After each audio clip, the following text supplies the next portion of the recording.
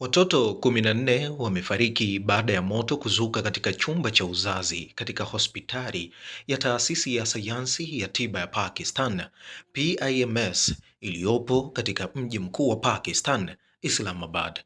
Akizungumza na chombo cha habari cha BBC leo Jumatano Agosti 26 mwaka 2026, mmoja walionusurika Hifzad Walid akiwa na shemeji yake aliyejifungua hospitalini hapo alisema ilikuwa majira ya saa 12 asubuhi kwa saa za kwao. Walisikia kelele awali, wakalidhani mtu amekufa, lakini waliona moshi na kufanya jitihada za kumwokoa mtoto wao na kukimbia naye.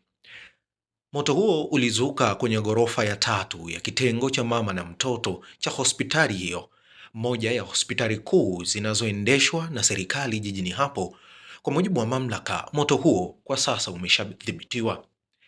Waziri wa Afya Mustafa Kamar ameambia Geo News kwamba watoto wachanga waliokuwa katika wodi iliyoathiriwa na moto walikuwa wamevaa vifaa vya kuangulia watoto na walikuwa wamenaswa na vifaa vya oksijeni.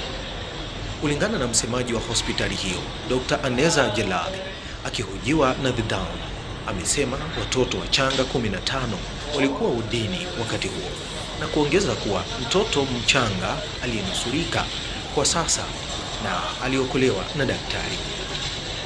Jeshi la polisi la nchi hiyo limesema watoto wachanga waliokufa kwenye moto wameungua vibaya na watahitaji kutambuliwa kupitia vipimo vya DNA, na baada ya kutambuliwa wanaweza kurudishwa kwa wazazi wao. Hii ni kutokana na madai ya wazazi kurudishiwa miili ya watoto wao mara moja. BBC inamnukuu msemaji wa hospitali Dr. Jarir akisema kwamba moto huo ulizuka katika kitengo cha kiyoyozi na uliwasha haraka na miunganisho ya kioksijeni. Maswali kuhusu kama mlango wa wodini ulikuwa umefungwa yamejibiwa na mkurugenzi mtendaji wa PIMS Rana Imran Sikanda. Ameiambia BBC kwamba mlango haukuwa umefungwa bali ulikuwa na watu wakilinda kutokana na kuibwa kwa watoto wachanga kutoka wodini, jambo ambalo limetokea hapo awali katika hospitali za serikali. Baba wa mwathirika hakutaja jina lake. Akizungumza na shirika la habari la Reuters, amekosoa usalama wa hospitali hiyo akisema hali ya wodi ni mbaya, na hapa ninanukuu: jengo hilo halikuwa na ulinzi wa moto, halina njia nzuri ya kutokea, milango yote ilikuwa imefungwa, mlango mmoja tu ulikuwa wa kuwatembelea watoto wetu.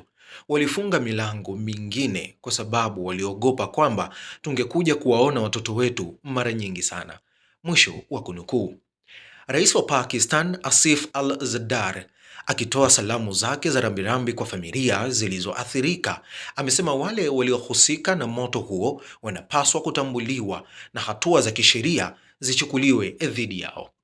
Waziri Mkuu wa Pakistan Shahbaz Sharif ametoa taarifa akieleza kuhuzunishwa kwake na majuto ya dhati na kuagiza mamlaka kufanya uchunguzi wa haraka ndani ya masaa 24 kufikisha taarifa iliyokamilika, kulingana na taarifa kutoka ofisi yake.